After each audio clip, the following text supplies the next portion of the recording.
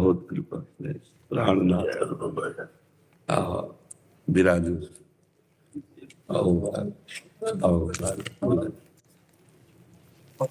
बहुत बहुत कृपा किए आप। जो प्रभु मोहि अनुग्रह कीन्हा, तो तुम आई दरस हट दीन्हा। आप संत जन कृपा करके दर्शन दे, ये हमारे अहोभाग्य सौभाग्य अहोभाग्य। आपकी कृपा हमसे दर्शन कर। उदारता हमारे जैसे प्रभु में है ना, ऐसे प्रभु के दासों में उदारता है। वो आकर के देते हैं। आप आकर के देखो, हनुमान जी महाराज जाकर विभीषण जी को दर्शन देते हैं और भगवान की कृपा का अनुभव उसी समय विभीषण जी को होता है। अब मोहि भाव भरोस हनुमंता, बिनु हरि कृपा मिले नहीं संता। आज मेरे ऊपर हरि की विशुद्ध कृपा है, क्योंकि संतों का दर्शन हुआ। जैसे विभीषण जी कह रहे हनुमान जी के दर्शन से सत्य मानो, वही दिन सार्थक है, वही समय सार्थक है, वही जीवन सार्थक है जिसमें संत समागम हो जाए। भगवत प्रेमी महात्माओं का दर्शन, उनसे संभाषण, उनकी कुछ सेवा बन जाए तो जीवन तन मन प्राण सब सार्थक हो जाए। ये तो बड़ी कृपा श्री प्रियाजू की है कि प्रियालाल के नाते से संत जन आते और कृपा करते, दर्शन देते हैं। भजन में रस प्राप्त करने के लिए क्या किया जाए? भजन में रस प्राप्त करने में जो बाधा है वो कामना है। गोस्वामी तुलसीदास जी महाराज कह रहे, सकल कामना हीन जे राम भगति रस लीन। भगवान के भजन की रस वृत्ति तब जागृत होती है जब शब्द स्पर्श रूप रस गंध इनके भोगने के लिए मन 5 ज्ञानेंद्रियों को लेकर विषयों की तरफ जाता है, उसका लौट करके रघुनाथ जी की तरफ आ जाए।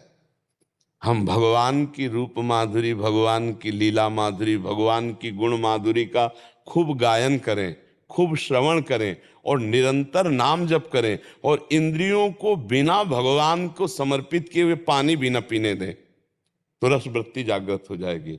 अमनिया पानी भी न जाने पावे, हर विषय भगवान को समर्पित करके उच्छिष्ट भोगे, तो हमारी इंद्रियां जो मना खष्टान इंद्रियाणी प्रकृति स्थानी कर सती, हमारे और प्रभु के बीच में जो बाधा बन गई है, ये विषयानंद, विषय वृत्ति, दुर्वासना, कहीं न कहीं जगत के किसी व्यक्ति वस्तु स्थान भोग में थोड़ी भी अगर आशा है, थोड़ी भी आस्था है, थोड़ी भी प्रियता है, तो राम रस में बाधा पड़ जाएगी, भजन रस में बाधा पड़ जाएगी। और जब हमारा चित्त किसी भी भोग और ऐश्वर्य में आसक्त नहीं होता, तो सीधे हमारा भगवान से कनेक्शन होता है। भगवान से जो कनेक्शन है उसमें जो बाधा है, ये भोगेश्वर प्रसक्ता नाम तयापहृत चेतसाम व्यवसायत्मिका बुद्धि समाधो न विधीयते। जो भोगों में सुख है, ऐश्वर्य में सुख है, भोग संग्रह और ऐश्वर्य पाने की, मान प्रतिष्ठा पाने की वृत्ति है, ये भगवान में, भजन में, रस में बाधा पहुंचा देती है। इसका त्याग हो जाए तो स्वाभाविक भगवदानंद है हमारे अंदर। आनंद सिंधु मध्य तव वासा, आसपास आनंद सिंधु है, मध्य तव वासा। ये चाह, अन्य चाह ही हमें रघुनाथ जी के रस से दूर किए हुए है। कोई न कोई है दुश्मन, उसको ताड़ ले, और जिसे जाहि न चाही कबहु कछु, तो तुम सन सहज सने, तो बसो निरंतर तासुर सुर और निज गे। जब रघुनाथ जी यहीं बस रहे तो आनंद की कौन कमी रहेगी। तो भजन करते हुए जो भजन में रस नहीं आ रहा, तो समझ लेना चाहिए कि कहीं कोई न कोई है जो रघुनाथ जी के समान या रघुनाथ जी से बढ़कर है हमारी बुद्धि में। जैसे हमको बढ़िया भोजन मिले, प्रणाम नमस्कार मिले, रुपया मिले, हम 5 मिनट के लिए प्रभु को भूल गए, तो वो बड़ा हो गया ना, तभी तो प्रभु को भूल गए। नहीं, त्रिभुवन की राज्य लक्ष्मी देने पर भी जो प्रभु को आधे पल के लिए न भूले, वो भगवान का भक्त, वो महाभागवत है। तो अपने लोगों को अंदर ये ढूंढना है कि प्रभु से बढ़कर कौन है। जो छलिया हमारे को प्रभु से बिलक कर रहा है, वो कोई वस्तु, व्यक्ति, स्थान कुछ है क्या? और जिस दिन निकलेगा नहीं, उस दिन प्रश्न ही नहीं होगा, मन रस में डूब जाएगा। जितना नाम जप करेंगे वो बड़ा स्वादिष्ट लगने लगेगा। एक नशा चढ़ता है नाम का, और नाम में ही रूप समाया है। देखी रूप नामाधीना, तो जहां नाम चल रहा है और सामने रूप है तो आनंद सिंधु हुई उमगेगा हृदय में, विषयानंद हट जाए। बस ये खास बात है। उसको शास्त्रीय भाषा में कहा गया पुत्रैषणा, वित्तैषणा, लोकैषणा। अपने भाषा में कहा गया कंचन, कामिनी, कीर्ति। इन तीन में से कोई एक है जो हमको प्रभु से मिलने में बाधा पहुंचा रही है। अगर तीनों हट गई है तब तो राम भगति रस लीन, सकल कामना हीन जे राम भगति रस लीन। नाम में डूबने में जो सुख है वो त्रिभुवन में कहीं कोई सुख नहीं है।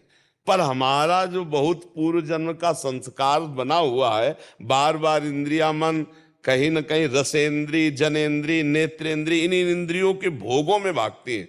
तो हमारी साधना इसी में कि वो भागे हम घसीट के लाके राम जी में लगा दें, राम राम राम राम राम, इसी में लग तो परमानंद की प्राप्ति। वैसे संत महापुरुष जन तो प्रश्न करते जगत कल्याण के लिए, ये आपका विषय नहीं, आप तो डूबे हुए हो, ये कैसे संसार के जीव भगवान में रस ले, उनमें बाधा क्या है? तो बाधा भगवान के श्रीमुख की बात है।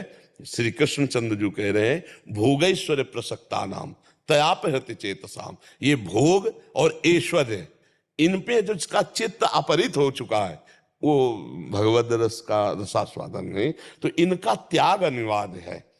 रहे उसी में, जाओगे कहां?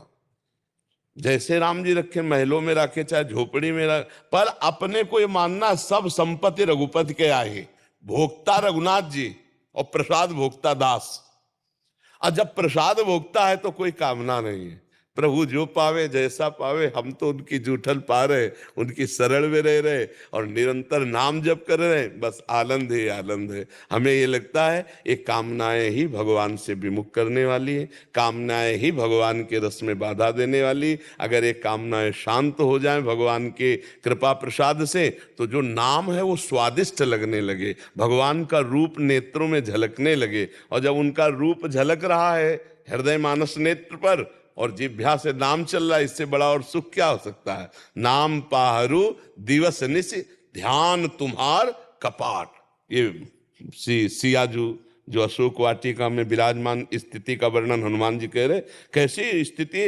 नाम पाहरू दिवस निश, रात दिन नाम का पहरा है और आपके रूप ध्यान रूपी कपाट बंद है। लोचन निज पद जंत्रित जाहि प्राण के पार। अद्भुत रस नाम, ये बस इतनी बात है। नाम पाहरू दिवस निशि, निरंतर रात दिन नाम चले और भगवान का ध्यान, तो निश्चय प्रेम रस में उपासक डूब जाएगा। जीवन का सार है। गोस्वामी तुलसीदास जी महाराज खूब चैलेंज करके कहते हैं कि हर साथ, आज के सत्संग में इसी की चर्चा हुई, तीर्थ व्रत त्याग उपासना वैराग्य ज्ञान सबकी गोस्वामी जी ने सबकी बात कही और कही कि इनसे भगवत प्राप्ति अब नहीं हो सकती, कलिकाल है।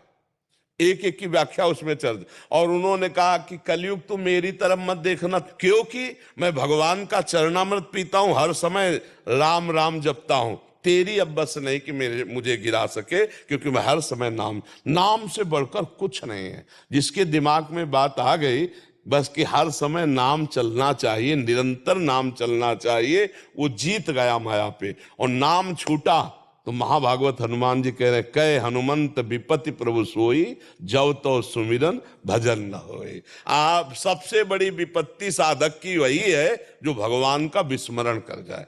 भगवान का स्मरण है तो लंका में भी विभीषण जी अद्भुत भक्ति की।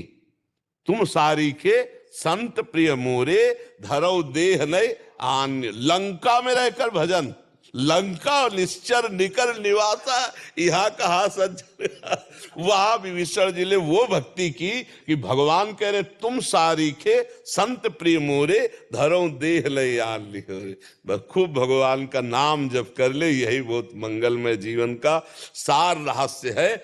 सब शास्त्रों सब संतों की सम्मति, नाम से बढ़कर कुछ नहीं। भगवान का निरंतर नाम, भगवान के आश्रित भगवान के दास, अरे सीम की चाप सके को तासु, बड़ रखवार रवापति जासु।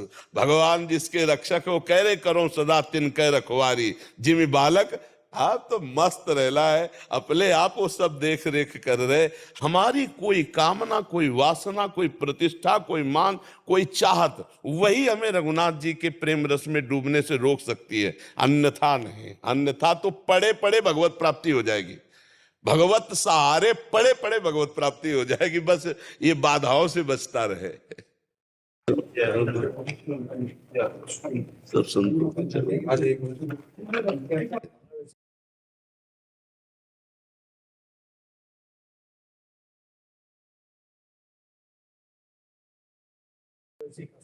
बड़ी कृपा।